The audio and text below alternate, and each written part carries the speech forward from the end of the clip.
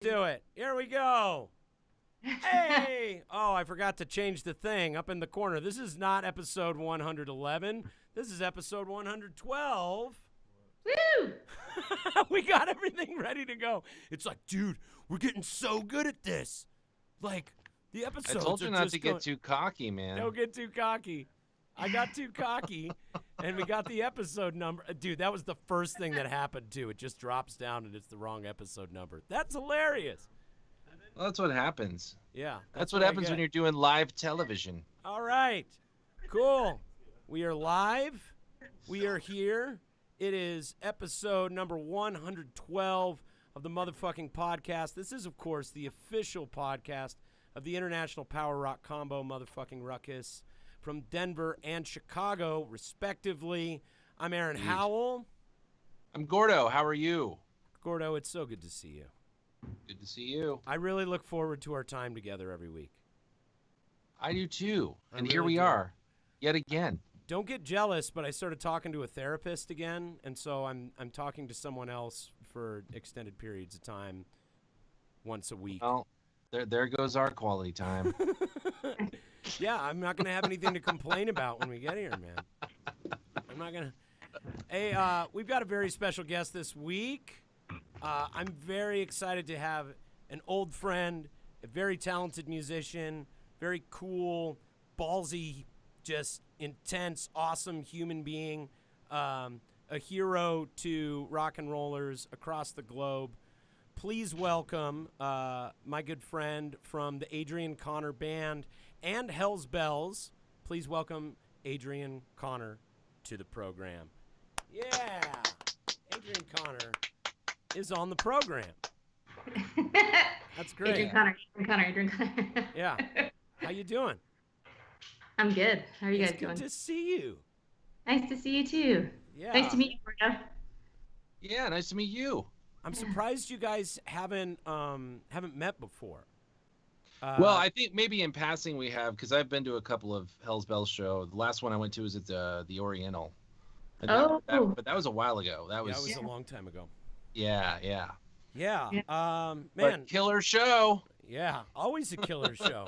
So much to talk about. I don't know what your hard out time is, but you let us know when you run out of time, because we go forever on this show, and I want to be mindful of your time constraints. But I really appreciate you coming on to talk. We're finally getting in the Skype streaming side of things, thanks to our boy Ethan Klein.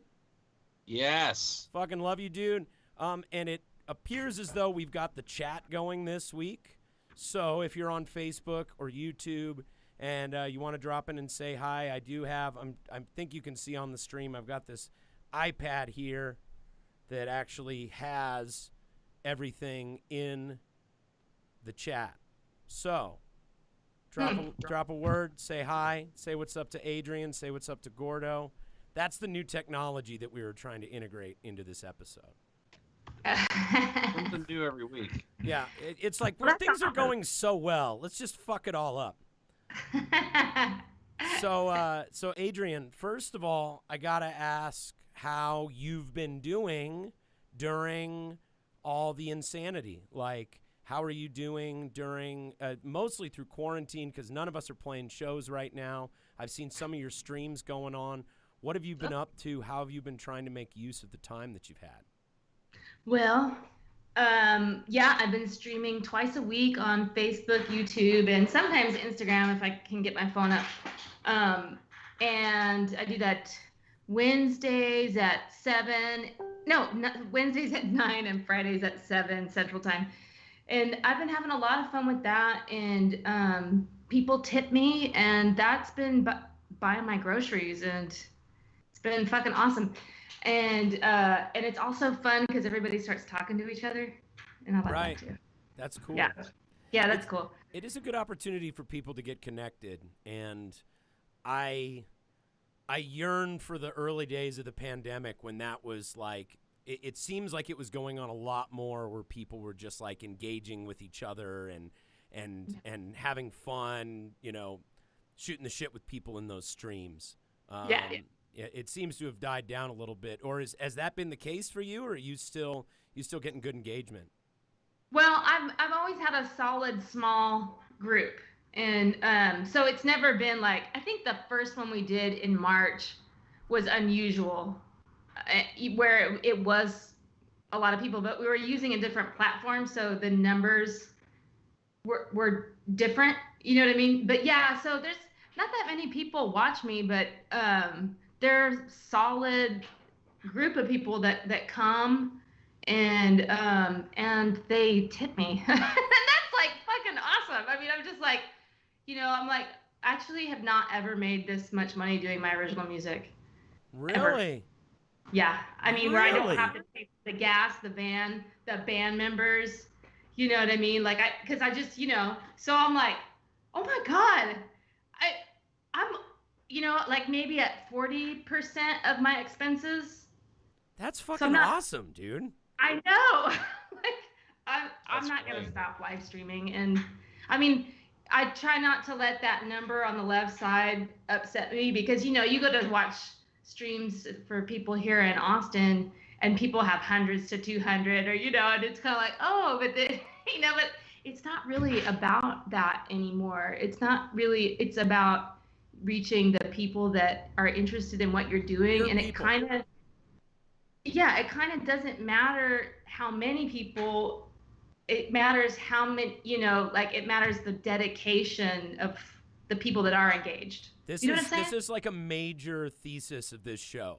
I mean, honestly, like Gordo and I talk about this a lot, just how we're living in this new age of entertainment where it's about taking care. It's not about getting in front of the right people. It's about taking care of the people that are in front of you right now.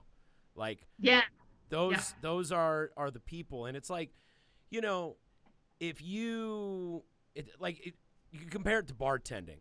Like, if you wanted to be some like rock star bartender at some like 5-star joint where you're flipping mixers and you're raking in thousands of dollars a night and you've got all this fame and popularity and it's this super sexy fun thing, that's great and everything. But you can also work at the neighborhood bar and you can make a good living pouring drinks and talking with people and taking care of your neighborhood demographic and still, get a lot of satisfaction out of that. One is not necessarily better than the other. And we live in this time where entertainment has become so democratized that, yes, there are rock stars. There are people who are that are excelling at the higher ends, but it's no longer such a small percentage of people creating all the entertainment at the top and then everybody else at the bottom being nothing. You know what I mean? Like, would you say that there is a top 1% for for entertainers in doing popular music? Is there how they say the 1%? I mean, would you say that there's like a 1% in terms of artists being very successful? I think just based in terms of statistics of like Pareto distribution, 20% are going to be like, it floats to the top basically, where there's a very, very small number of artists who are making the most money in the industry, and then there's all the rest of us, but that all the rest of us scales as well. Like, there's people, there's people that you look up to, there's people that I look up to, but then there's people that also look up to us. And like, you can, if you build a loyal enough following and you take care of the people who do follow you, you can have a sustainable career. Like, I heard, what were you saying? Go ahead. Oh, I'm just agreeing. I'm like, and in gratitude, like, that's incredible. I mean, you have to work, but you add it, but it's amazing that opportunity is there. You're only limited by your ability to turn people on to your shit. You know what I mean? Like, we base a lot of our marketing around one guy. Like, and he's been on this podcast before. His name is Joey Klontz. He's our #1 fan, and we deliberately create stuff with Joey in mind, knowing that there are literally hundreds of thousands of Joeys around the planet who like a lot of the same stuff he does and have the same demeanor and temperament and have the same values and would be turned on by what we do. And but to be clear, there's no one like Joey. Oh, there's only one. Now, let's clarify. There is only one Joey Klontz, but there are many people similar to Joey who would be into what we do. And so we're kind of on this mission to seek those people out. And I think it's amazing that you're doing so well on the tips, because I had wondered what some of the success stories were with that. Yeah, I mean, I don't know what it makes me wonder, you know, the people that are, you know, streaming to 200 to 500 people at a time, like, the fuck, you know? Right. They must be doing really good, but you never know. I mean, you don't know what kind of relationship Right. is, you just don't, you know, but anyway, I'm real happy with getting to have so much support from the people that are interested. It's like, wow, you know, if it's a way, it's encouraging, you know what I mean? Like, oh, I can keep doing this. Right. You know, Yeah, I mean, yeah. because eventually, you know, to make stuff, you have to pay people to do stuff. You know what I mean? That money just doesn't come from anywhere. I mean, stuff. You know what I mean? Which is to that point, you and I are both on Patreon. Yes. And that is, how amazing is that as a platform? Just in terms of like even if, like, I've got one guy that I give a couple of bucks to a month, but that's the difference between him not having new strings for his guitar and having new strings for his guitar. You know what I mean? And it kind of, I feel like it holds us accountable, because people are sending us money and it's like, okay, we've got to turn this into something. We've got to keep showing up and keep working, because these people believe in us even when we don't believe in ourselves. Like, I think there's just something so beautiful about that. Yeah, that is beautiful. Do you listen to Seth Godin? I've heard some Seth Godin stuff, but You were saying things that he says a lot. Yeah, I'm sure I have engaged probably with a bunch of public intellectuals that are Seth Godin adjacent. I have heard one TED Talk that he did where he was talking about, God, what was he talking about? He was talking about it was some statistic involving sharing your goals with people. Oh. Like, and there was some study that was done where people who shared goals with people rather than keeping them to themselves actually didn't perform as well as the people who kept their goals to themselves, because something about saying it out loud tricks your brain into reaching some degree of premature closure, and you don't have as much motivation to complete the thing. It was a really interesting TED Talk that he did. It's kind of counterintuitive. Equals doing it. Say that again? Yammering about it equals doing it. Equals doing it. Well, that's why you see so many people and they sit around and they talk about what they're going to do, what they're going to do, what they're going to do. But when you're really going to get the results is by sitting down in the chair, showing up, playing the guitar. And Gordo, you know, I've told you about, you know, getting off social media and kind of trying to direct my attention into other things. And what I have found is, since I've stopped prioritizing sharing stuff with people, I'm getting better at my instrument, because when I was making the videos, it was more about the setting up and the making the video and getting it online and engaging with that people that way. And it takes a few hours to do the whole thing.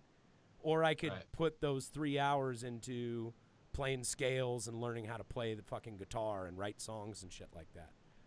Correct. Absolutely. You know what I mean? Yeah, you are learning Grasshopper. Yeah. It's pretty cool. So Going back to the live streaming thing real quick though, Adrian, I've found that like I don't really have a lot of people watching my live streams either, but I have noticed that the very few that do tend to leave like some generous tips sometimes. So it's like, Yeah, it's nice. so it's super cool, like when you can, when you get that just the small fan base, but they're really super supportive of what you do. Like that's, you're doing it right. You're definitely doing it right. Yeah, it's awesome. Yeah, and so all you guys that tip out there, if you're watching this stream, I mean, what you're doing for us as artists is you're keeping us going, and thank you so much. Yeah, because we love creating. Right, and we love creating for people, not just and sharing it. Yeah, absolutely.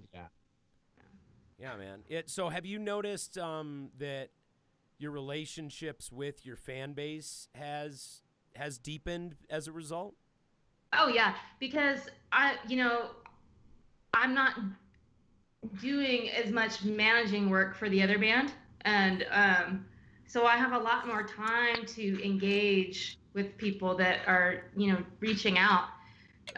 Sometimes if I can't get back to people, it's because I'm juggling so many jobs, so many hats, that like I'm taking care of what other band members need, and like trying to get a show, trying to make sure this show is like, do we have all this for this show? And just God, it's just it's so hard to focus to it. So sometimes when we're really working a lot, when that meaning a lot of gigs, sometimes there's not really you got to take care of yourself. There's got to be some self-care there, and you got to just take a nap, take a day off. Right. So this pandemic has been it's been easier to engage with people. It's like, oh, I have time now to talk to people.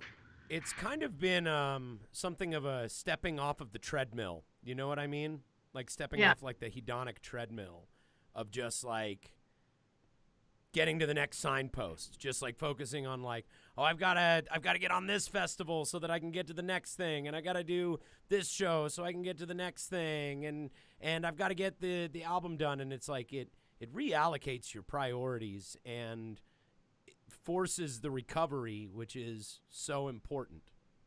Yeah. So, let's talk a little bit about the other band. What is it, like, what all have you lost as a result of everything getting shut down? Like, what show-wise, I mean? Oh my God. Well, the Salt Lake City and Park City shows were the first to go. Oh, bummer. Then we had like Lewiston Casino. And then we had, it's just endless. I mean, there's probably like 20, 25 shows that are gone. So there's that. And then the band, I don't know, have you been following Facebook very much? I wanted to ask you about it if you're comfortable talking about it. I heard that Amber stepped down. Yeah. Me and Mandy are still continuing the band, but everybody else decided to not play in the band anymore. So everybody else decided not to play in the band anymore. Oh. Yeah. Yes. Do you feel comfortable elaborating on that to any degree at all, or do you have anything to like say about it? It fucking sucks. Yeah. Yeah. Only imagine. It sucks. I mean, it's not great. But I mean, I couldn't give you any information more because I don't know any more information. Just right. It's like all right. Well, is everybody still friends? Like, are you guys still talking and staying in touch, or? I think they talk to Mandy, but nobody's talking to me. Oh, I'm sorry to hear that. Yeah. When I've been through some rough separations too with the bandmates, and I know it's hard. I know it's really hard, and I hope that as time passes on, you guys will be able to talk to each other again. That fucking sucks. I love you guys. You guys know, I mean, I hope you know how much I love and respect all of you guys so much. You've done so much for our band and so much for us personally. Like we adore the hell out of all you guys. So I really do hope the best for you. Yeah, thank you. Yeah, not a problem. So then what's the plan during this time? Is it just trying to find some people and rebuild the band, or what's the thought for Hell's Bells? What's the next couple years, the next 20 months, we'll say, and that's probably going to be how long it is before we get to have any kind of normal rock and roll show? I know. You know, I've got a great group of ladies together, and we're going to rehearse at the beginning of August. And, you know, thank God Mandy still wants to play, because, you know, nobody's more solid than Mandy. Yeah, you know what I'm saying? Mandy's the shit. I actually, at some point, I really want to have Mandy on the show, man. Yeah, I mean, so,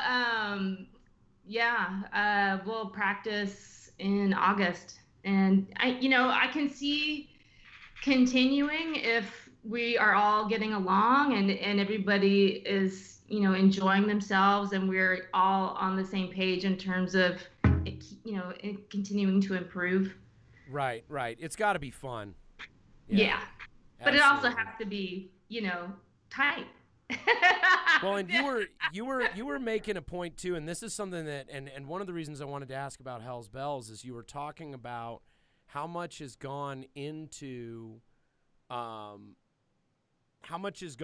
just managing that band.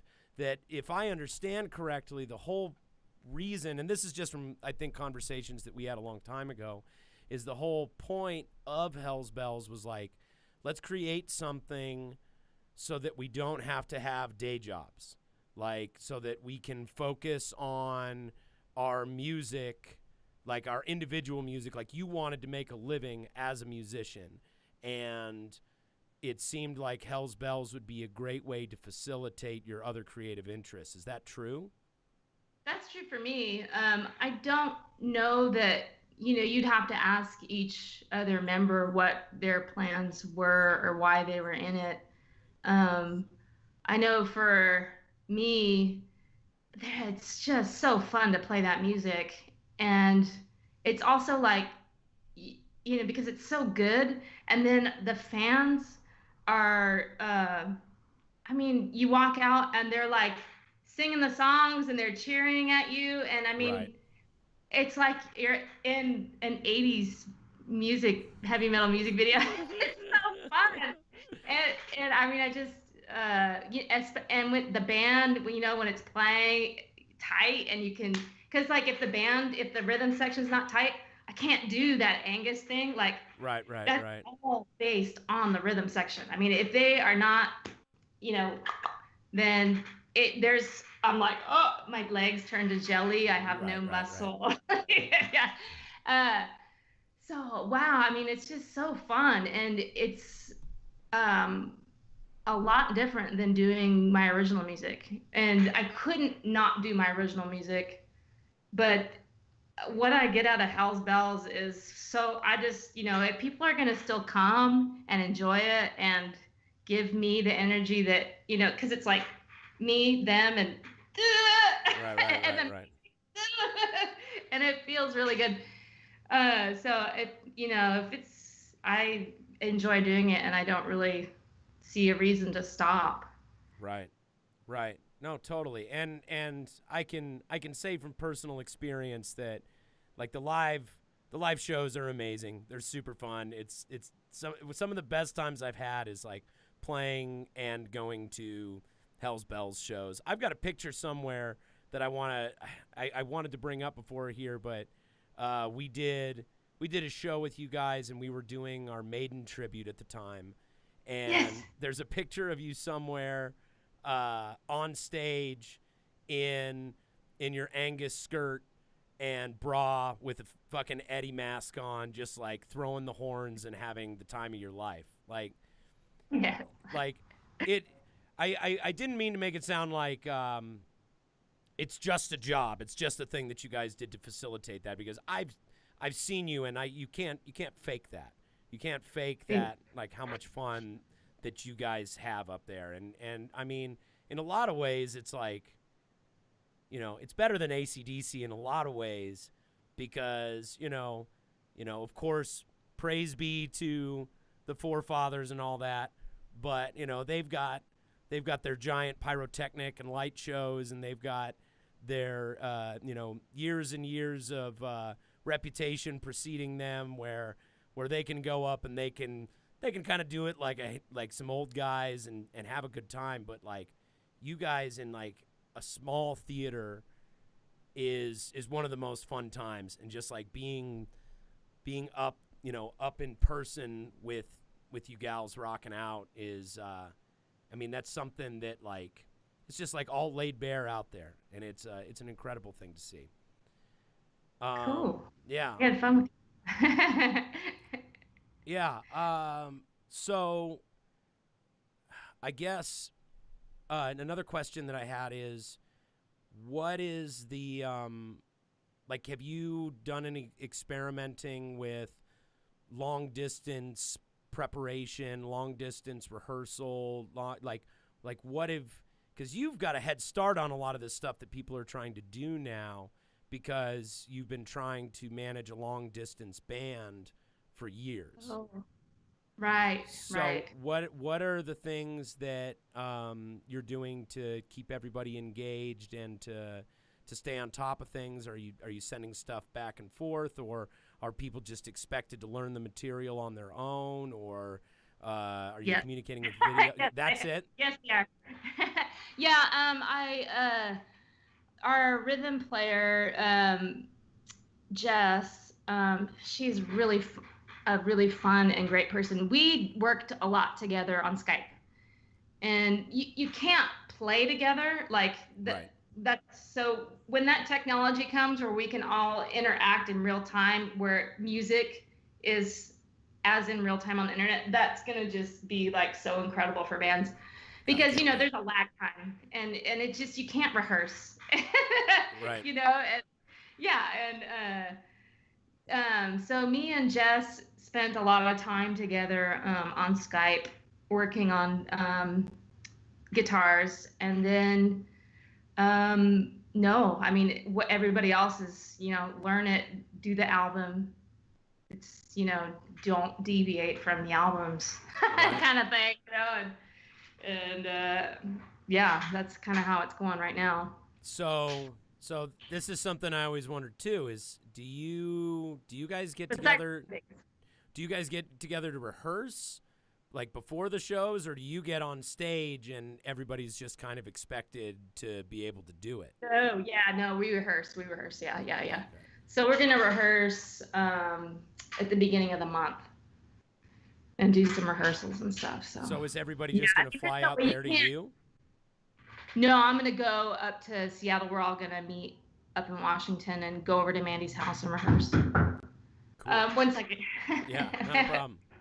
Yeah, talk amongst yourselves. I'll be right back. Hey, Gordo, how are you? I'm just great. How are you? I'm doing great. I'd say this conversation is going swimmingly, wouldn't you? Yeah. I was, I wish I could add commentary at the bottom. Yeah, I'll see you later. We like need this part, like a ticker, like a stock ticker. This part's really good right here. This part's even better. Sorry. The chat thing isn't loading on this thing, so I like popped over to just Facebook pages, and Josh Finley says hello, Adrian. Oh, hi, Josh Finley. Yeah. Josh Finley. He's in Greeley right now doing a mural. Greece? He's in Greeley doing a mural like way for different Chiba than Hut. Greece. Yeah.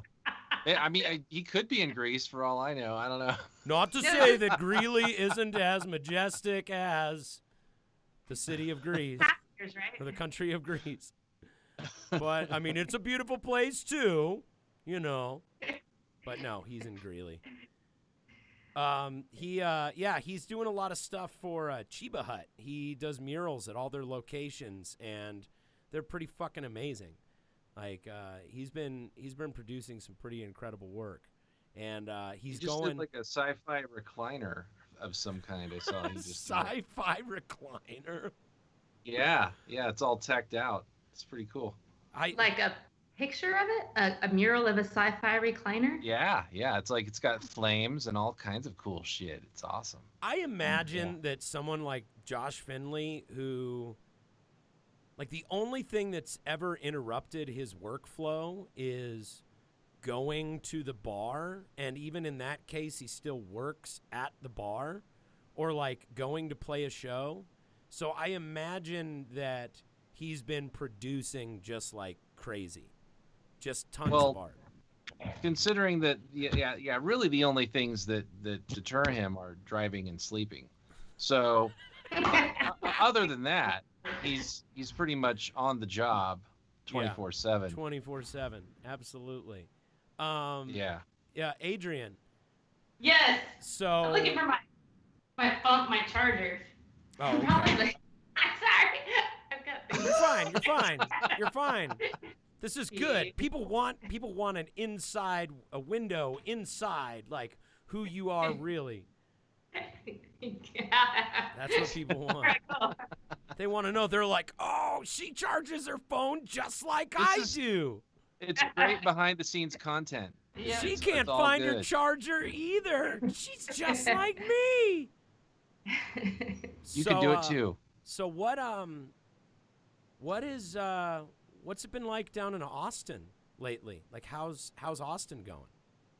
Bad. It's really hard. You know, it's a live music town, and so lots of venues have been closing. We lost the Townsend, and that one I was gonna get to play that one, and that was really important to me to get to play. And that was on your list? Huh? That was on your bucket list of venues? Well, we were booked for April 23rd, and so I was like, oh my God, we're playing Townsend, rad!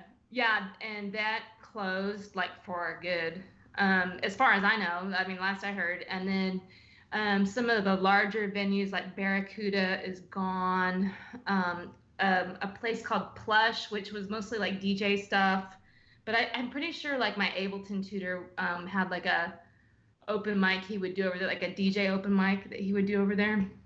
And something else, but so, you know, it's not great. And there's a resurge here in Texas. So there were, you know, venues and bars. There were a few live music venues that opened up, maybe like 5, and they've all been shut down as far as I know. I mean, I don't listen to the local news every single day, which is probably a bad habit. I listen to the national news, but I do read my Austin Chronicle. So, you know, so there were a couple bars that were doing, like one-to-one bar was having live streams where they would sell like Ticketfly. They would do like a Ticketfly type thing. Oh, right. Yeah, and they have like an incredible sound engineer there, and so the Ticketfly, like they were like selling tickets through Ticketfly for like paid streams.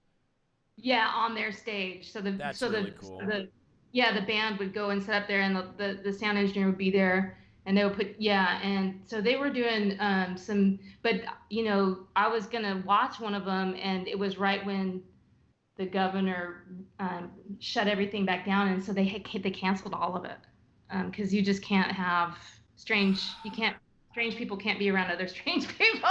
You know what I'm saying? God.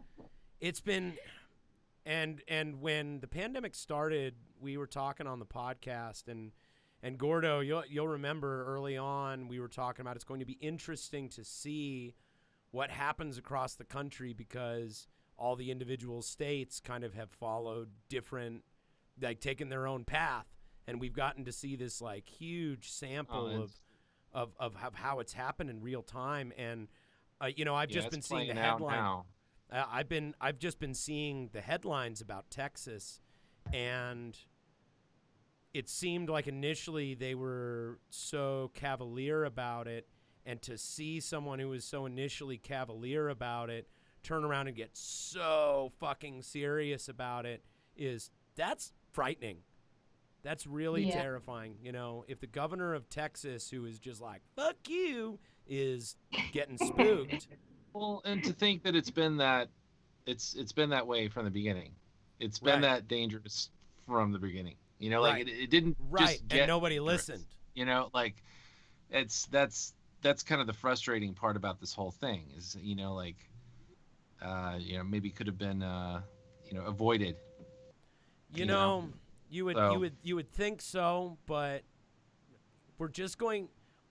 I think at least for many generations now, we will probably always have to deal with the fact that there's going to be a percentage of the population that just doesn't believe shit until it fucking happens to them, man.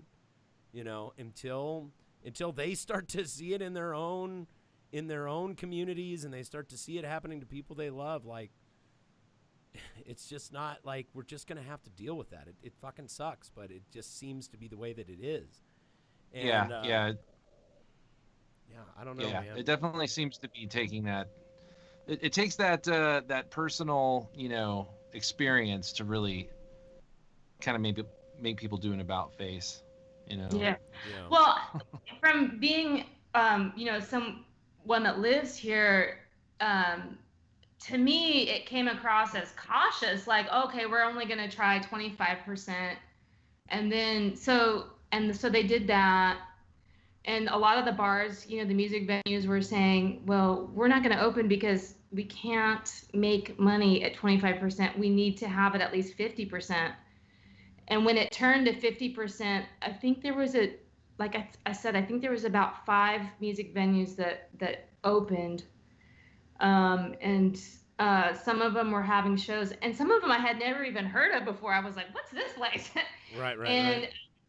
Yeah, and but a lot of the venues, like I said, only like maybe 5, and a lot of the venues were like, we're not gonna open. We're not gonna, you know, we're gonna wait this out. And I mean, I can only speak to what's happening here in Austin, and from the club point of view, like a bar owner point of view. Right. Well, and that's the thing, is the bar owners, especially in a city. Our side. Say that one more time. It seemed like a cautious reopen on our side, but I think what happened is people just didn't do the masks, and so that right. That's I follow Corey Davenport. He runs the Hole in the Wall down there, and I saw him several times posting about how, like, man, like this mask thing, it's like the new I left my ID in my car. Like, it's like people just not doing it, you know, and it just sucks to have to try and make people enforce it in a bar setting. It just, you know, and I can't imagine what that's like. I mean, my band just played a show at the Oriental Theater a couple weeks ago, and you did? You guys shows? Well, we played. It was like the first one that my band had played in months, and it was 50 people maxed out. We sold out the Oriental. But like it was pretty bizarre, you know, to play for an audience that was like, you know, they're all at their tables, you know, everybody. It was kind of like the dinner theater crowd almost, you know, like everybody's at their tables, and people were super enthusiastic and really appreciative about it. And the venue did a great job, man. The Oriental and Punk Rock Saved Lives, the guys that put it on, they did a great job, like, you know, with trying to be as safe as they could with the whole thing. And it was a fundraiser for independent venues, and it went really well, but it was super weird. And that's something that I've observed too, is it seems that independent businesses, especially ones in the entertainment sector, like venues, are kind of following their own intuition and their own moral compass on this, regardless of what state they are in. I know there was some venues in Missouri that jumped on top of it early on, and some places that weren't as cautious, but it seems like the venues in the music industry people are the ones who were, they don't want anything to happen to the people upon whom their business depends. Mm-hmm. Yeah. But yeah. The 50-person shows, I've been interested in going to one. I'm even interested in going to a drive-in movie theater show if one of those happens. Yeah, the outdoor show seems to be kind of where it's at. Like, that seems like to be the safest environment to do a show in, is outdoors. So even in Austin, people haven't been abiding the mask thing, or is that just in broader Texas? Well, I, being that my usual income is like, pretty much gone, I have to stay home and not spend money. So what I hear about is what my friend that has a job that's going out, saying, yeah, I was out and, there's the younger people were out at the bar and they were, not wearing the masks and they're, just having a good time. But it's like the bar owner's like, I think he was at a bar called I can't remember, but it's not a very big one. And like the first day that you could go to a bar, it was too many people. And the owners were like, you guys can't all be in here. You have to go out and you need to be wearing a mask. So they'd put on a mask for a second, but, get tired of wearing the mask and then take it off. And, so it just mostly when I go out, I see everybody in masks. I mean, and I work at a I'm volunteering at a food pantry and we have to wear gloves and a mask. Right. And yeah, so, you get out now, if the law is, or well, whatever the executive order is, that you can be fined up to $250 if you're not wearing a mask. That's if you're not exercising. If you're exercising, like running, you don't need to you won't get fined. But if you are just like hanging out and you don't have a mask on, they can fine you $250 now. Yeah, our guidelines are pretty. Our guidelines for just public safety are pretty reasonable. It's just, wear one and when you go into the grocery store or the post office, or like you're required to have one when you're indoors around people, but like outside, on the path, or I take my son, we go down to the cemetery and just ride around the cemetery, and as long as you're social distancing, you don't have to have a mask on. But I also think that there's some people that they're confused on it because there's not much in regard to a coherent narrative worldwide, and so there's people who are out there running and wheezing with masks on, and people who are giving the stink eye to people who are running or riding a bike without a mask on. It's just yeah. Here we don't have to have it on if we're exercising. Yeah. But you don't stay away from folks. You're not close. Yeah.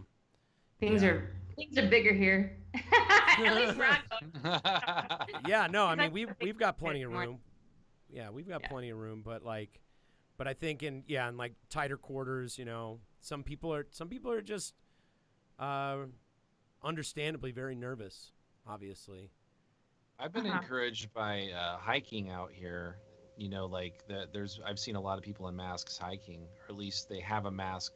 And when some of those trails are pretty small, so you can't distance appropriately. So it's encouraging to see people that at least have a mask available and put it on when they get within a certain proximity of people. I mean, that's cool. We started allowing dine in again. We took at the wing place where I work. We opened up 9 tables, so 5 of them out on the patio, and then we created like a little garden area. And our rule is you've got to have a mask to come in. You've got to wear it whenever you're up, moving around. You don't have to have it at your table. We discourage commingling. We sanitize and clean everything, Like, don't go sitting at other people's tables and stuff like that because I mean, we're a hippie wing joint, so people are like, oh, shit, Mondo's here. Hey, what's up, Skeeter? I'll come sit at your table. You know. Mondo and Skeeter. Mondo is a real guy. Skeeter is not a real guy. But, so they do that. But every once in a while, because we're a wing joint, we also get manly men come to eat chicken wings, and manly men don't want to wear manly man masks. And so they get, they roll their eyes, or they, like, we've had people just, like, flat out refuse, or, See, I haven't seen that here, but Austin is, pretty, there's a lot of cooperation here for the most part. Right. People generally seem to tend to want to cooperate with each other, so. That's the general thing that happens in Denver. That is generally what happens in Denver, but once in a while, you get a butt munch. In fact, most people, I should say that, like, you probably get one butt munch in 100, Those aren't bad odds. That's not a bad ratio. We're just 1 to 100. Butt munch to non-butt munch ratio. That's great. So, what else are you doing art-wise? I subscribe to you on Patreon, so I see your collages come out. What else are you doing besides the collages? Or tell us about the collages. Like, you make one of those every single day. Almost every day. But often enough to where, like, a lot of the times they're not very good. But sometimes they're really good. But, sometimes you got to make bad shit to make good shit. You know what I mean? You're going to make more bad shit than good shit. You've got to make... Yeah. Like, have you ever heard the 50 pounds of clay story? You ever heard the 50 pounds of clay story? So basically it's this, I don't know if it's a real experiment, but the story goes that there's an experiment where a teacher has one class that she says, I will give you grades based on the quality of your work. So if you create a perfect piece of pottery, I'll give you an A. And then she has, group B, which is I'm going to give you a grade based on the quantity of your work. And if you give me 50 pounds of, you give me 50 pounds of pottery, I will give you an A. You give me 40 pounds, I'll give you a B. You give me 30 pounds, I'll give you a C, and so on. So the group that was the qualitative group pretty much sat around and just theorized about what the perfect piece of pottery would look like, whereas the quantitative group ended up creating the greater number of quality pieces because all they focused on was doing their 50 pounds of clay. Oh. Yeah. Yeah, so I would think the opposite. Just sitting and focusing on making a perfect thing rather than going in and shedding wood or shedding clay, as it were. Yeah, well, I mean, even though I'm the, one that is like, make fucking shit. I mean, or stuff, but I guess, I mean, like, I have to continue to make, I can't just like, well, that's absolutely. And stop, you know what I mean? I have to, you gotta hone your channel. Hone your conduit, the conduit through which the water flows. Yeah. I heard that. Go ahead. Oh no, that was. I've just heard it. I've heard it said everyone has the water within them. Some of us just spend a little more time honing our conduit, like building a quality conduit. Yeah. Through which to transfer the water. But yeah, so I just pee a lot. I just do a lot of. Which I'm going to be doing very soon. I had to see a urologist and get my conduit worked on. I make, I just came out with some new music, so I've been making lyrical videos to go along with it. But I would say that my lyrical videos are very close to actual music videos. I'm about to, I've done 2 so far. And on July 10th, I will release the next one. Cool. Do you do that yourself, or do you have somebody you work with on it? No, I do it myself. I get and I use my iPhones. And the key with the iPhone is, though, you get the Filmic Pro app. and that turns your camera, your footage, it transfers it into a high quality film quality. What's it called? Filmic Pro. It's about Filmic Pro. 14. That's Yeah, a good Filmic thing Pro. to know. Yep, Yeah. and it's about $14.95, but it is worth it. And I've started making my own videos in, I think, 2016. So I started with like the Beau Chabot releases, and then I did the Spaz Kitty EP. I did all of those videos posted from that time, which would be 2018. That's all on my iPhone. And at that, a couple of them I was using the iPhone 5S and my iPhone 7. And so the 5S has now crapped out. Like Filmic Pro won't work on it anymore. It's just, it's so outdated. It's just old. Yeah. So I've only got one camera angle at this point. You know what I mean? One camera. So, which when you're doing it by yourself, you don't really need more than you can do so much with an iPhone. Yeah. And also we live in a time, and we talked about the democratization of the music industry. We also live in a time where people like stuff that's kind of shitty. Like they like stuff that's made by real people is what I mean. You know what I mean? Like they like stuff that has a little bit of that artisan homemade quality to it. People like slick, high budget movies and things like that, but there's been award-winning films that have come out that are shot on fucking iPhones. We were talking about this with Bobby Lee Black couple weeks or last week, and he was telling us about just like, the independent film world. You can do so much with that stuff, and I think people shy away from maybe making as much as they normally would because they think they've got to have a bunch of fancy shit to do it. But That's never stopped me. Oh, yeah. Well, Gordo. What was that? The first movie shot on the iPhone 5S's, what was that called? It was about the Searching for transgender. Sugarman? Or no, Yeah. I was thinking of something else. Maybe iPhone. It's really good.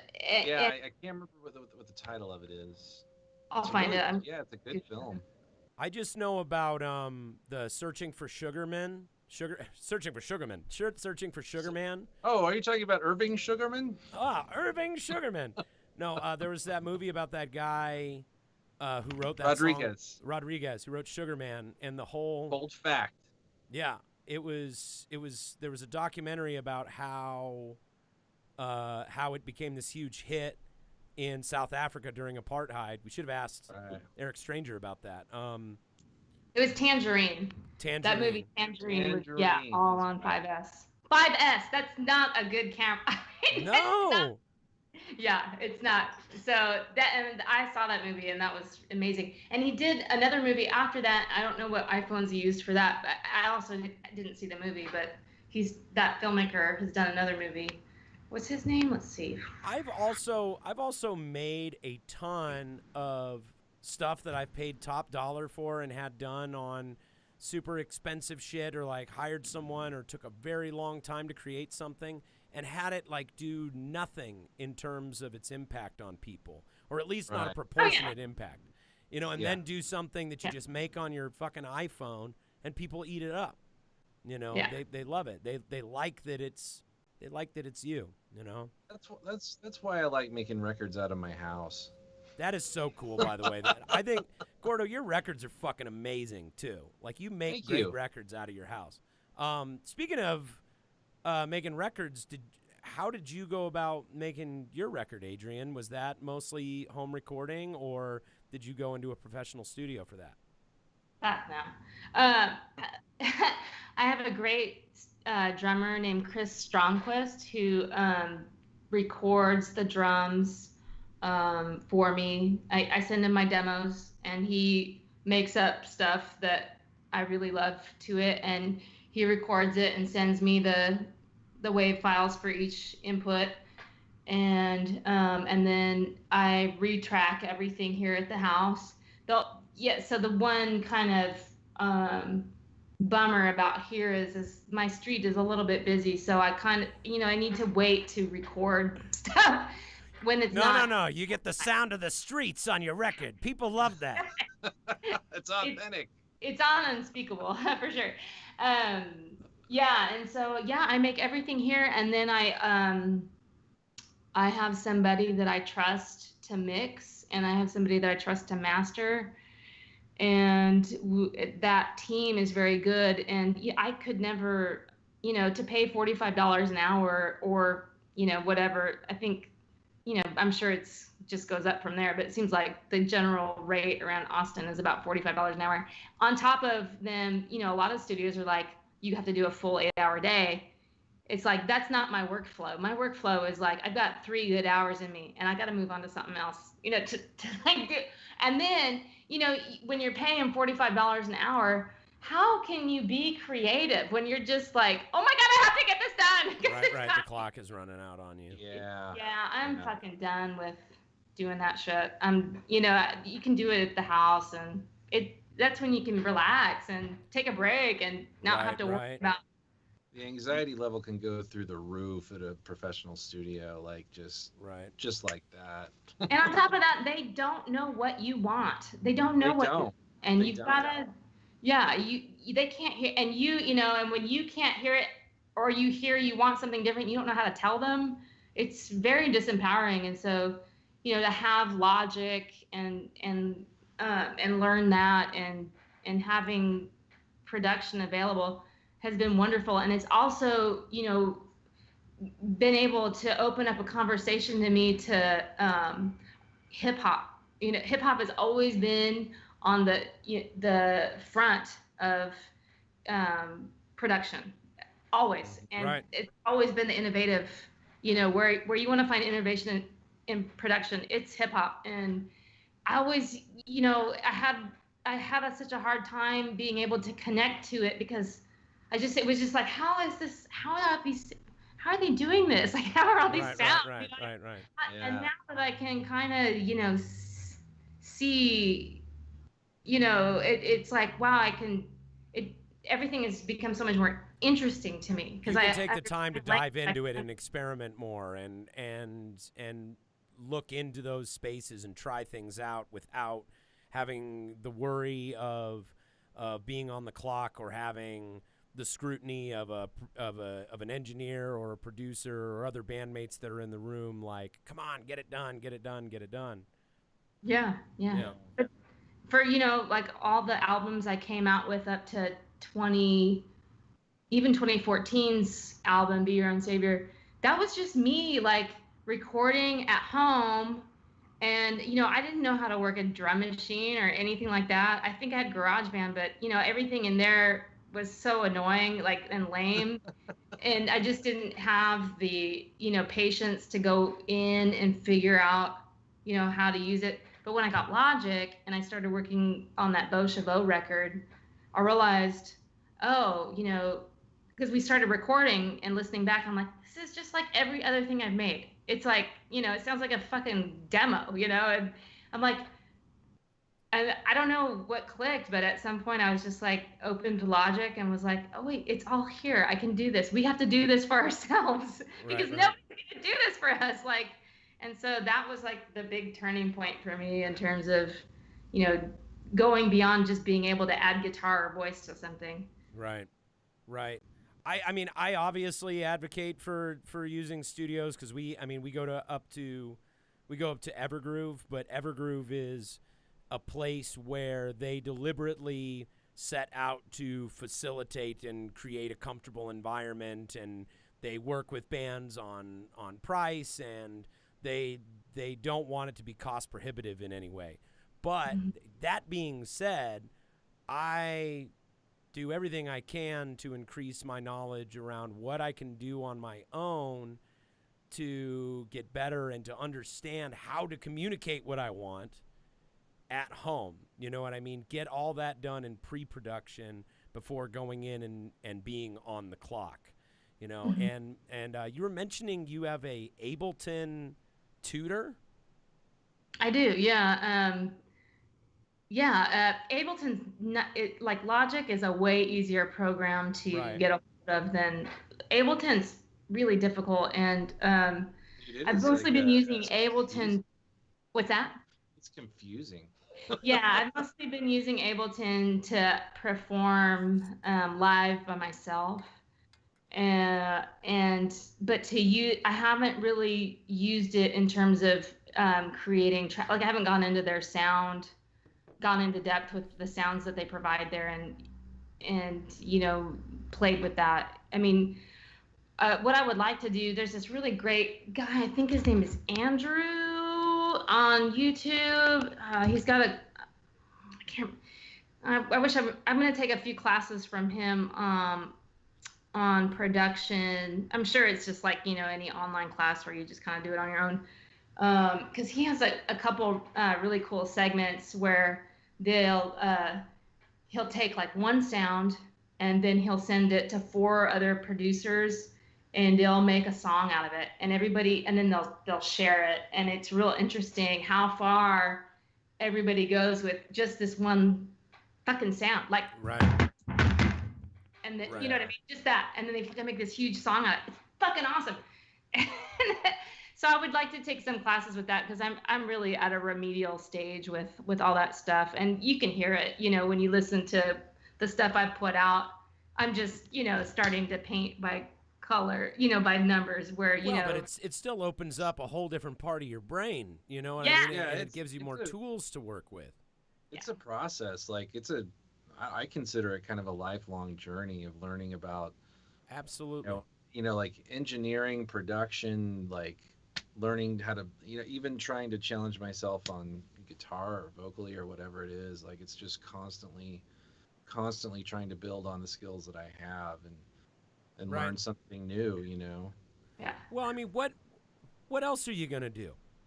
I mean, with your time Have on you Earth, seen I mean, Unsolved Mysteries on Netflix? I have. It's pretty awesome. I haven't gotten to What else are you gonna do? Come on. I have. Well, there's tons of stuff to do, but I have owned guitars for many years, but I have never made learning guitar a priority because it was always like this, it's too late. It's too late. It's like, oh God, it would take me so long to get to a certain skill level. And then the pandemic hit, and Tony and Laura announced that they were having a baby. And You're like an incredible singer. I mean, like most dudes would kill to have the voice that you have, and so I mean, fuck, you're an awesome singer. well, thank you very much. I appreciate that. Got a hell of a range. Well, thank you. I really do appreciate that. It means a lot.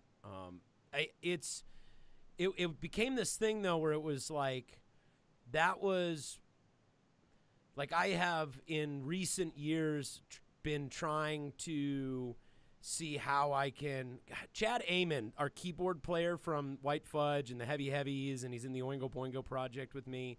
He's like, when you dive into music, it goes down and out, not up and to a point. Like, it's like you're not refining your knowledge. The further you dive into it, the more that presents itself.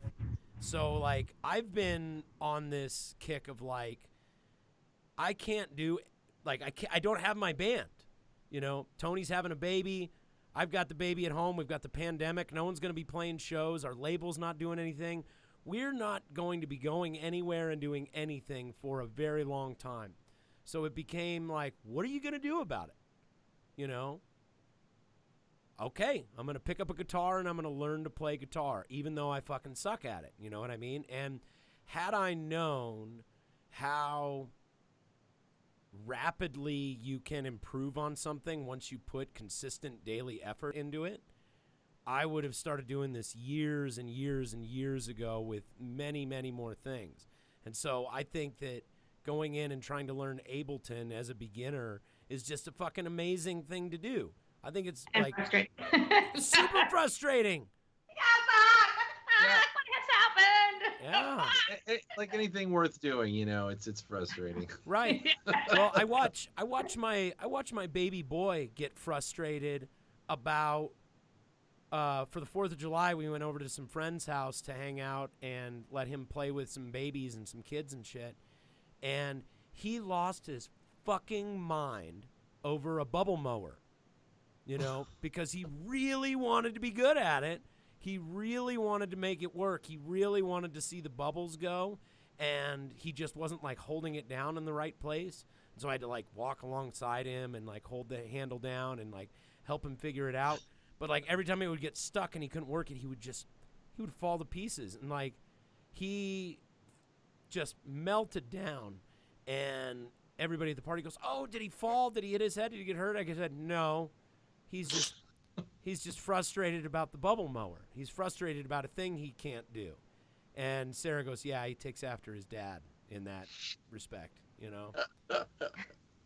It's that's just one of the things that we do is people, the three of us and people like the three of us, is we really, really love creating and really love making stuff, and it's the most fun, amazing, beautiful thing in the world.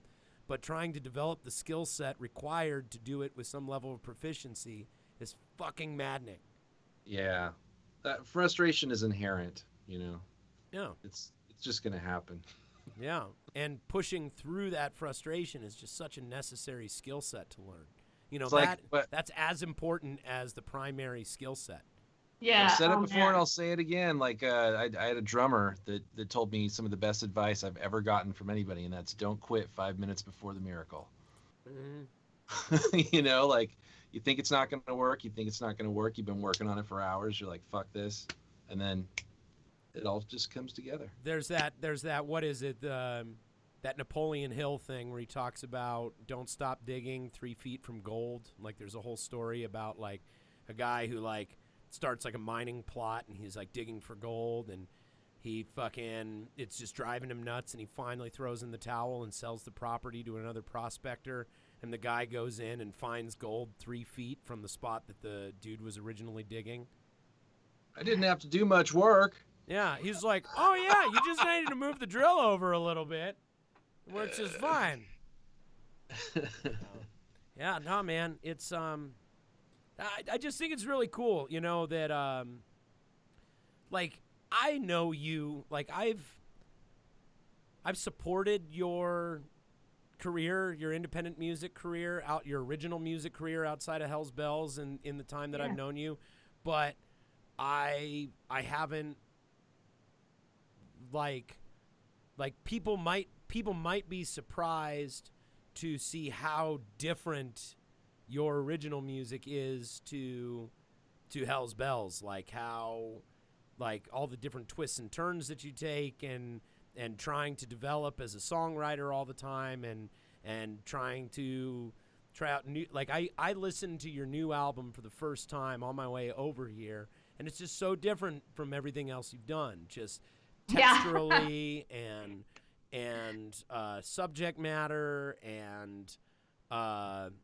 like a lot of the stuff you're doing with your vocals. It was just like it was all just so impressive, and it's it's really cool to like see you play in this AC/DC, you know, tribute band and doing the 3-chord fist pumpers and foot stompers, and then turn around and you're hiring somebody to teach you how to use Ableton in your live performance. That's just like that's really fucking cool, man. Hey, thanks. Yeah. I want to play music. I love music. I want to create it. I want to play it. Right. I want people to watch me do it. So what keeps you from quitting when you do get frustrated and you come up against the wall? I pray, and also, you know,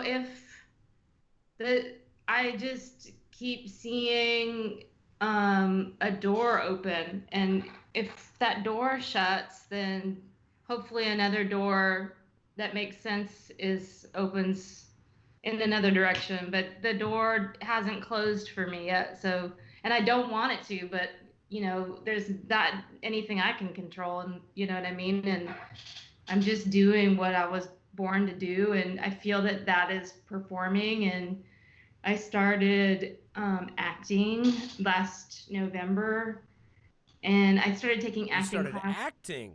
Mm-hmm. Okay, let's talk about that. Yeah, and I started taking acting classes maybe like last August or September, and I yeah, I started just doing background work at first, and for some reason in November and December I got hired. I think it was just kind of lucky thing, and and for paid stuff, I didn't apply for anything that wasn't paid, and then I got on a movie this January. And I didn't have a line, but I also wasn't background. Like the director came to me, says, "Okay, what I want you to do is, he gave me this whole like choreography, and he's like, I kind of want you to look upset, and if you can cry, cry." Um, and it was really interesting how fucking difficult it was because all the other actors I was in the scene with were really uncomfortable too, and so when you are trying to, kind of get into a mode where you can like be realistically upset, you've got all these other distractions going on the set. You know what I mean?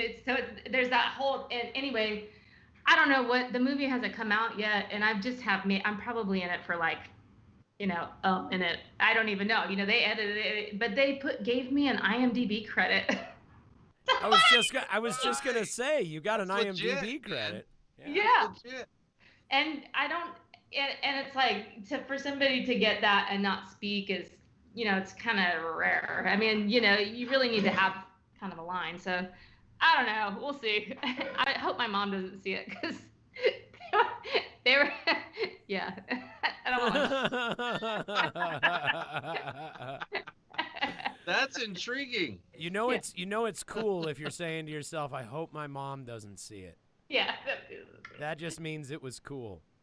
Yeah. No, that's great. That's really great.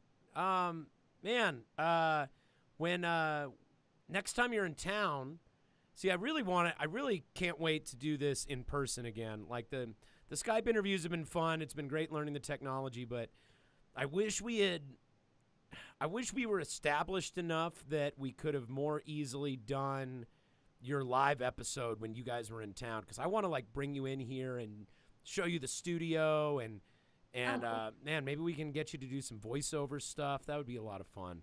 I just like, yeah, it's really cool. Yeah, that's fucking awesome, man. When can we expect to see your, it's not your debut performance, but your IMDb credited debut performance? Like, they said it was coming out sometime in July, but I think they wanted to have a premiere. So right. Given that everything's shut down again, they asked me to sign some paperwork sometime in June, and we're like, we really want to we're planning to have a premiere in July. We hope you can come to it. And but I haven't heard from them since, so I imagine that I think that they're probably going to try and hold off so they can actually have a screening. Right. So I don't know. Yeah, totally. And that's another thing is like the production lag. Like we still have yet to see the production lag caused by, the major studio houses and production companies getting shut down.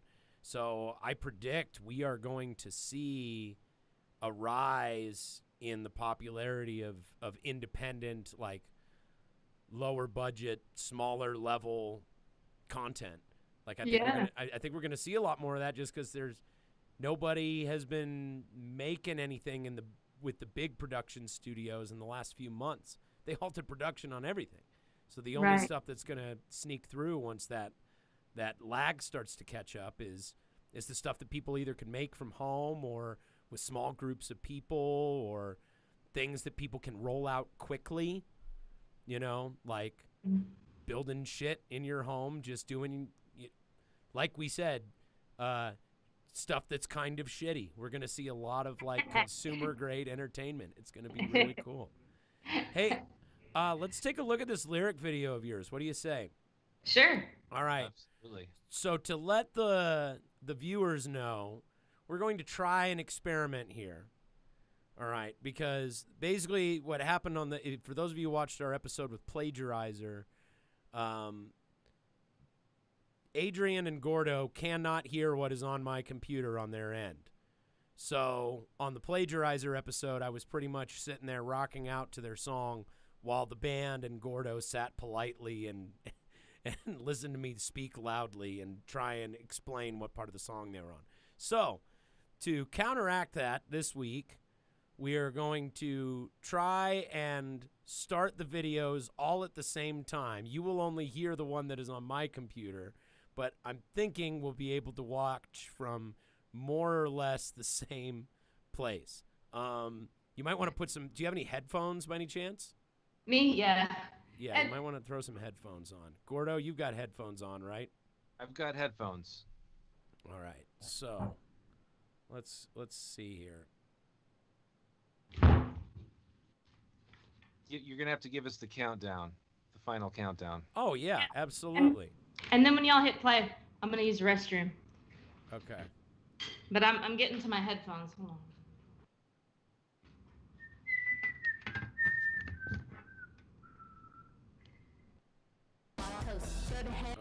Oh, hold on. We got to back it up to the very beginning. Oh, it sounds so much better in the headphones. Yeah, and you look like you're podcasting now. All right. Yeah, we're podcasting. All right, so I have it up on the screen for the audience, so they can see it, they can hear it. So okay, on the count of three, you guys got it loaded up and ready to go? Yeah. Okay, on the count of three. 1, 2, 3. Got it. I'm gonna pee real quick. All right. Actually, I can't do that. My computer's being dumb. It won't play it the way I want it to.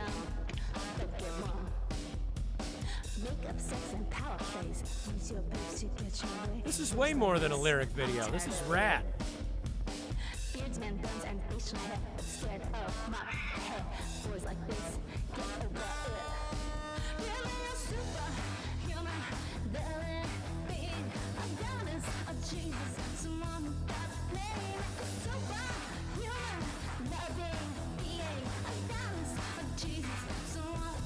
That's cool as shit.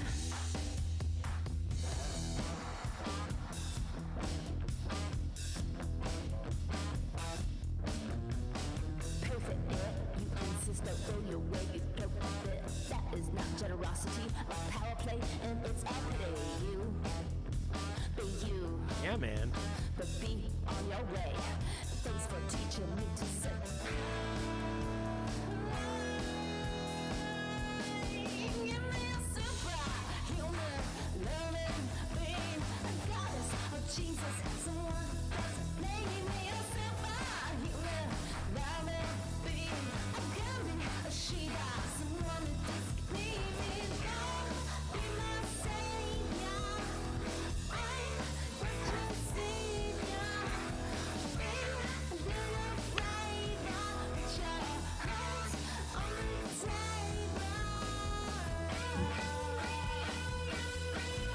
I was just saying, this is way more than a lyric video, Adrian. This is rad. Thanks.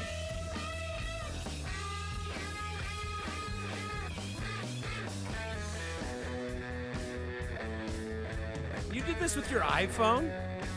Yeah, and Adobe After Effects and Adobe Premiere Pro. That's really the key there. This thing looks slick, man. Yeah, it looks awesome. So there's three keys. You gotta have the Filmic Pro app, Adobe Premiere, and Adobe After Effects. Are those tampon sperm? Yeah. Tampons, yeah.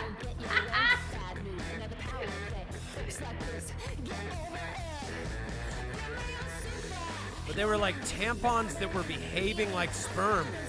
Yeah. That's fucking great.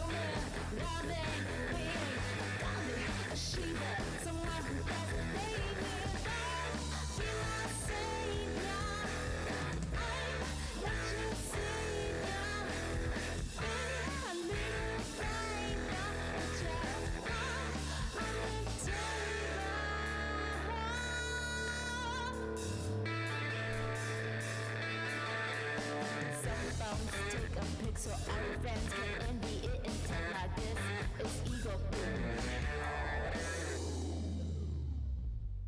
Neat.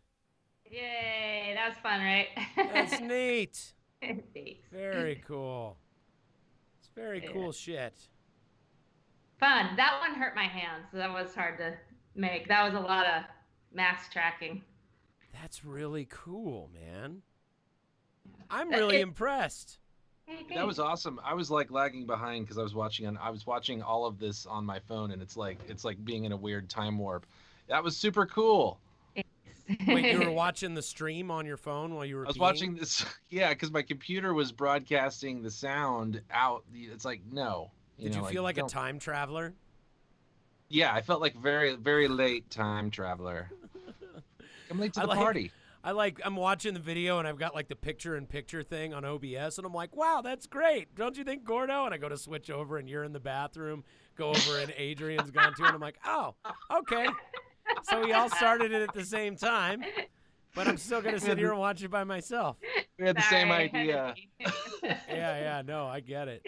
That's super cool, man.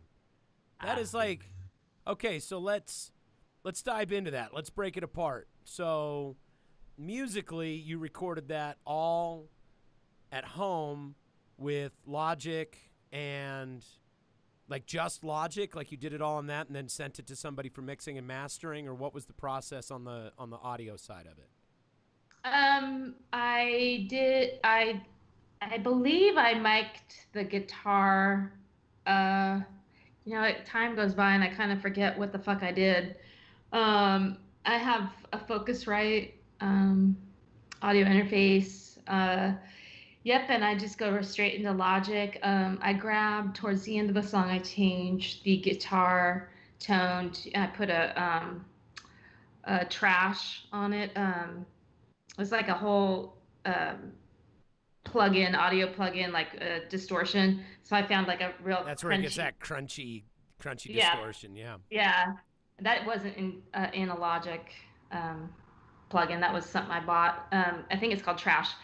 And there's like a million distortions on there. I mean, all this digital stuff is, oh my God. I mean, it's just endless, Yeah, you can do You so get much. into it and then you're just like, you get overwhelmed and you're like, I don't know how to continue. Fortunately, I went to school for music production. So, I'm not like, Oh, oh I my didn't God. know that. Yeah. And I did the vocals here and the guitar here, and I did the bass. I'm the bass player except for the middle part. I had Heather come over and record the bass for the middle part. Yeah. And then, the drums are Chris Strongquist, and he lives in New York. Yeah, and so you just had it. Did you just have it on a click and you sent it out to them, or did you have like placeholder drum machine tracks? Like, what did you do? You just left it open, or what did you do? I had a click and I had a drum machine track for Chris, and I sent him whatever. I sent him a version with just click and probably a version with the drums, and I'm pretty sure he tracked with, or like either a version with just click or a version with click and drums. I'm pretty sure he tracked to the drums. Yeah, I mean the drums were stupid. Like the electronic drums were stupid. When you're trying to make. Don't matter. It's awesome. Yeah. I mean, he embellished and made it a real, but he got the idea of what I wanted and made it better. And That's all you need, right? Is to just communicate the idea. And I love that we have tools that we can just communicate ideas like that. So you just like built it out just like using some sample loops or something like that, or did you build it on did you build out the beat yourself on did you have like a controller, like an Alesis controller or something like that you were doing the beats with? No, inside Logic, there's the thing called Ultra Beat, and so you can program the drums there, and then they make there's actually like 4 different ways you can program drums, and usually the way I choose is to make one pattern, and then you like move it up, and it makes like a little square, and then you can alternate those on different patches. Ultra Beat's hard. The good thing about Logic is there's a lot of tutorials on YouTube. Right. So if there's this great guy, he's I think he might be Australian and he's got really helpful ultra beat tutorials. The other trick about doing this, using these software programs, is you got to kind of keep using them or you forget how to use them because they are pretty intricate. Yeah, and so this was a more straight across rock song. So there's not any synths or anything in this. Oh, I did do that crowd noise, like when on the second half of the song, there's a crowd noise with the gated, or, where you like get the kick drum to pull the sound in and out. Right. Yeah, I did that thing in like a gate reverb, like they call it sidechain. Sidechain. Yeah. Right. So when and it always fucks with my mind. Were you like slaving the bass to the bass drum, or what, or was it to get that kind of boom wow kind of sound, or? Towards the second half of the song, I throw in a crowd noise, like a crowd cheering, and And I take an electronic drum that you can't hear, and it is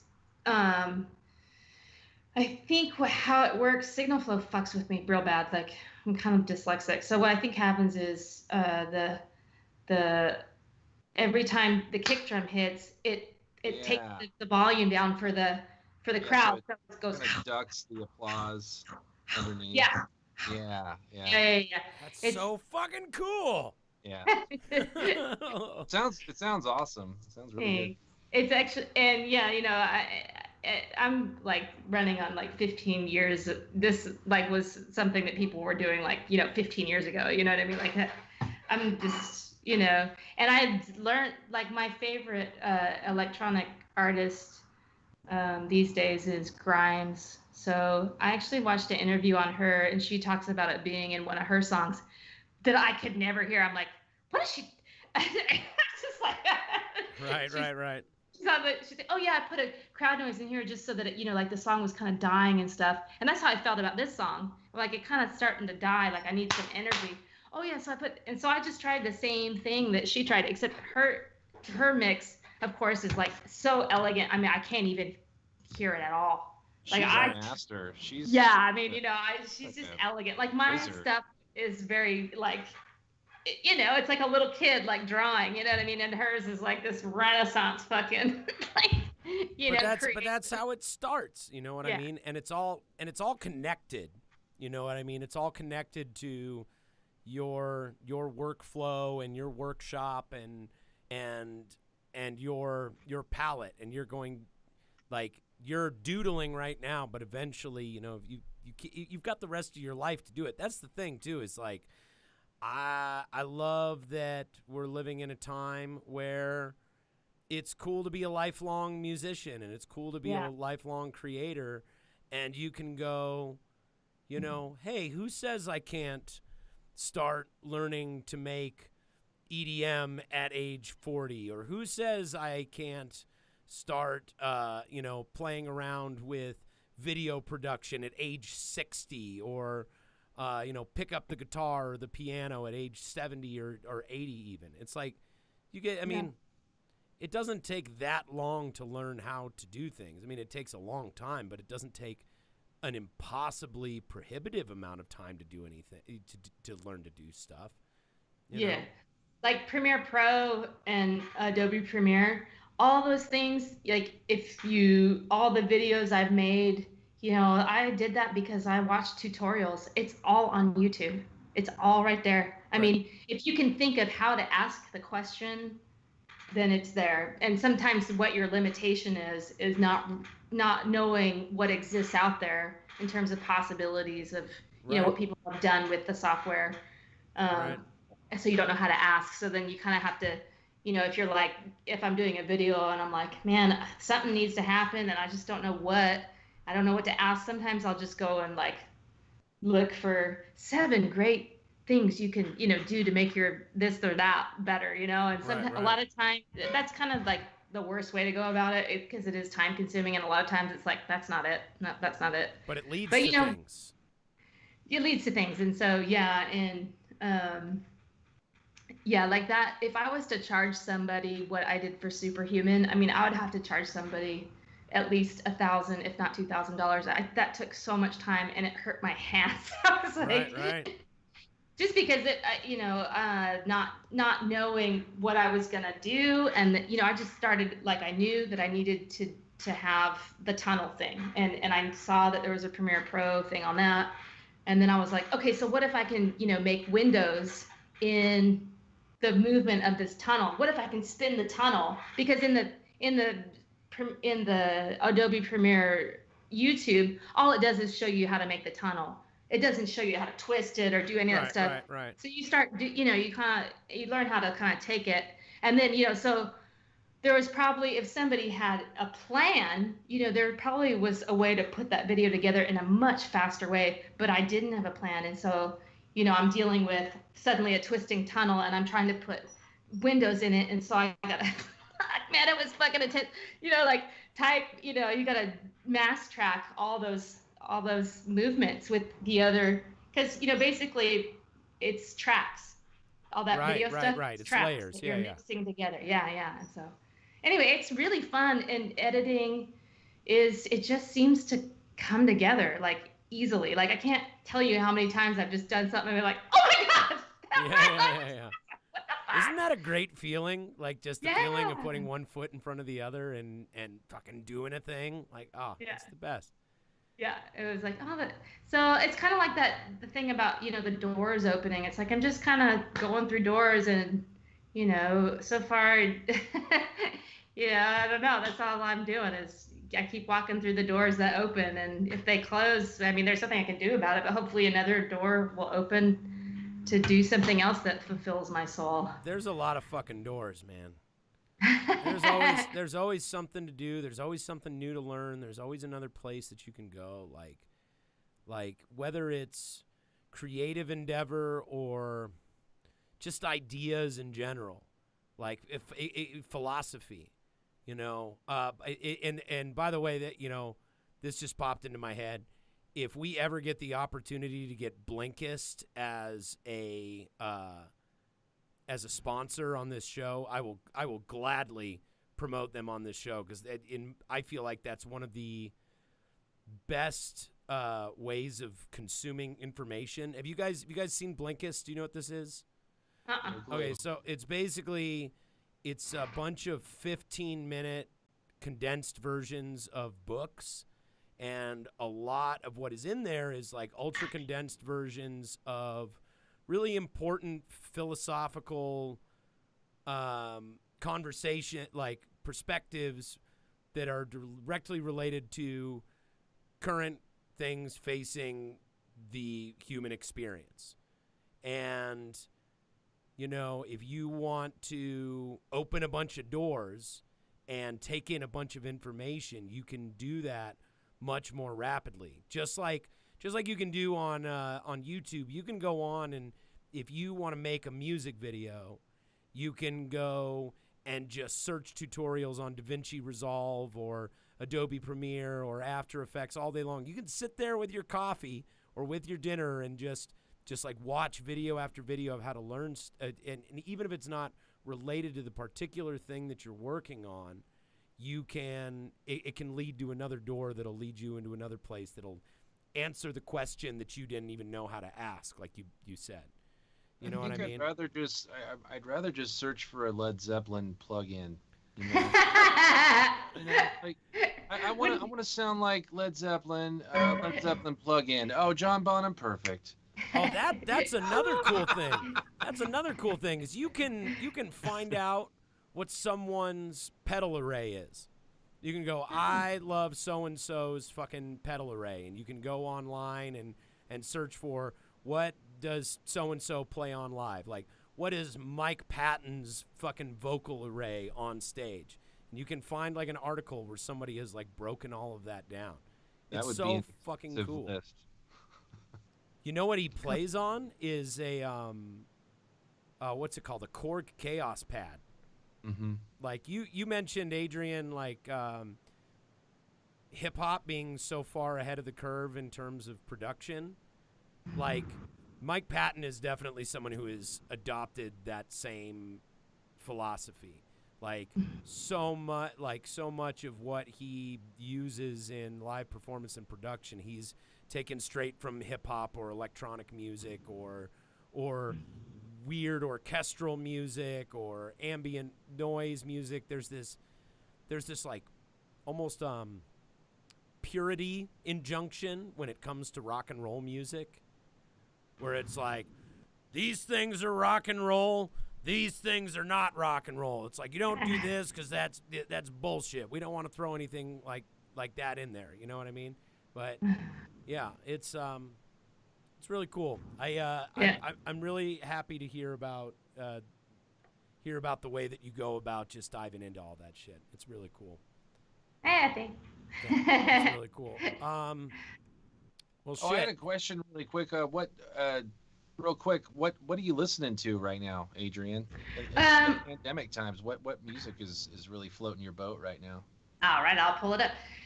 Because you know how it is. There's so many artists. So I found I watched the Willie Nelson live stream for the 4th, and finally got to see Shaky Graves, and fuck, he's awesome. Oh, cool. So Shaky Graves. I also am getting more into Marvin Gaye, which I'm sorry to say is, long overdue. Let's see.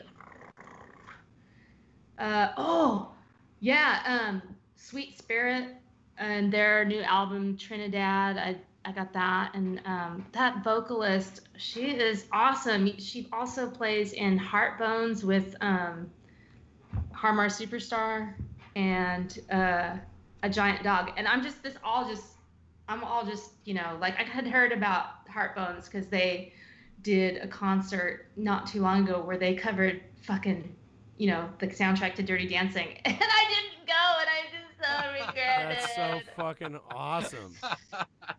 They did the whole Stupid not to soundtrack to go. Dirty Dancing. That's cool. What I heard. I mean, yeah. Anyway, and then those are the main ones. And over the last year, Miles Davis, really a whole lot. Like, because my parents didn't listen to, my parents listened to classical music, and my sister listened to Duran Duran. So I don't have like any kind of R&B history, jazz history, blues history. You know what I mean? Like, right. So this is all, a whole new world for me and everything. So, I was like, Miles Madonna, Davis is fun. Miles Davis is fun, and you can leave Miles Davis. Like, the songs are like 8 minutes long, so it's like you can hang out and like let those go for a while. It's fun. You can really dive into it. It's cool. It really got my wheels spinning. I want to hear a Miles Davis Duran Duran mashup. I bet there's one out there. I'll bet there is one out there. Absolutely. So when do you think we will see each other again in person? Like, when do you think that is realistic? Fuck. 2021. Yeah, if not 2022. Yeah, I don't know. There's just so anything can. I guess it's always been that anything can happen at any time, and that illusion, the illusion that didn't exist is pulled back more than ever. And, right. Absolutely. And so, hard to say. We definitely, I don't have any plans personally to drive up to Denver and play by myself.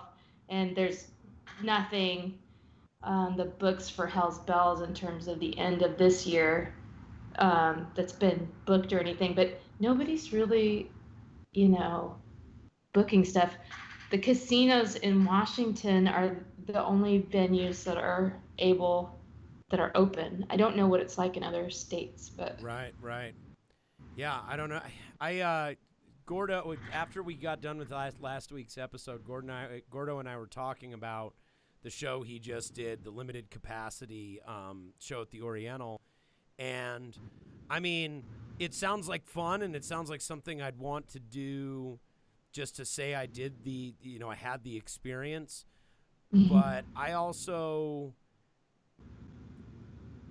don't want to do anything with my band, with Ruckus, until I can kiss people on the mouth in the front row. That's kind of how I feel about it. Is I don't want to do it till I can connect with people physically, till I can put my arms around somebody and be sweaty, and nobody's going to be terrified about me yelling into a microphone and spraying out into a big group of people. Like I don't want to play shows until I can do that again. Right. Because to me that's like that visceral aspect is like, I mean, you were talking about it earlier. It's the biggest part of the whole thing in many ways. Yeah, like if we did a show right now, I mean, I sweat like a lot. Yeah, right. I can't help that, and I'm not just standing there like, what? Right, and I don't want to like do the socially distant merch table, or like have to like stand 6 feet away from people at the end of the show and have them like queue up and bump elbows and all that shit. Like I just don't want to do it. I'll try it. I'll try anything, but fuck, I just don't understand how it's gonna really. I don't know. I'll try anything. But, yeah. I might do if I get invited to do like something acoustic on my own or something like that, maybe. But as far as like flying Tony in and that's another thing, is putting Tony on a plane and bringing him out here and Chicago. He lives in Chicago. Yeah, he lives in Chicago. Yeah. So it's just like, I am acting as if it's going to be 2022 before anything happens. Probably won't be that bad. I don't know. I talked to our label, and listen, anybody who's watching and is planning on going to the Rose Tattoo show, I'm not saying it's not going to happen. I am saying that I will not be surprised if it doesn't happen. So you still have yours on the books then? Because ours got pushed. Oh, did it? You were supposed to do that Rose Tattoo show too? Just go to it. I mean, just watch it here in Austin. Well, ours got pushed to January. We were supposed to play with them in May, and it got moved to January. And the promoter seems confident, and I want to be enthusiastic, but I also talked to our label, and they're in Germany, and he said they've pushed back all their touring to 2022. He said, just in Europe, all across Europe, they're pushing back touring to 2022. And international touring takes a long time, and there's a lot of logistics that go into it with visas and flights, flight restrictions and things like that. And he kind of said, when I told him, I was like, I don't know if it's going to happen, but we're supposed to play with Rose Tattoo. He kind of laughed, and he was like, that's not going to happen. He's like, they're not going to fly all the way from Australia to play in some venue with limited capacity and to it's like visas are going to be prohibitive and all that stuff. So I'm not saying it's not going to happen, but like I said, if it doesn't happen, international touring just seems like a whole other ball of wax. Dude, they start working on that stuff a year in advance.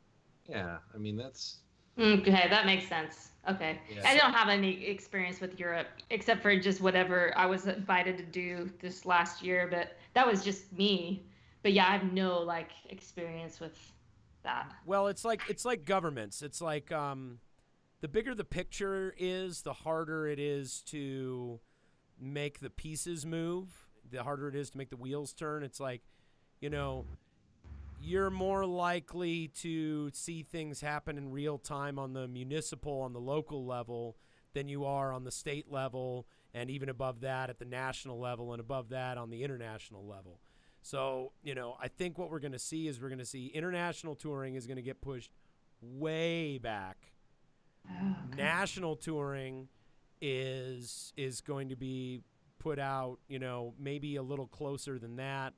And then local regional touring local regional performances will probably fill the need for a lot of the small venues and things like, hell, local bands might be playing the bigger venues. That's another thing, because it doesn't take much logistically to get the guys who live, 5 miles away together to come play a show at the local venue. You can do that on a couple weeks' notice.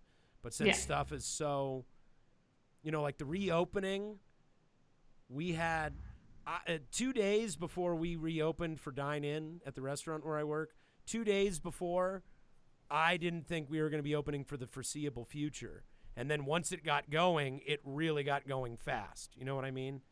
Mm-hmm. So I think when they start reopening and start letting people do things at regular capacity, local bands are going to be the only ones who can logistically afford to make it work.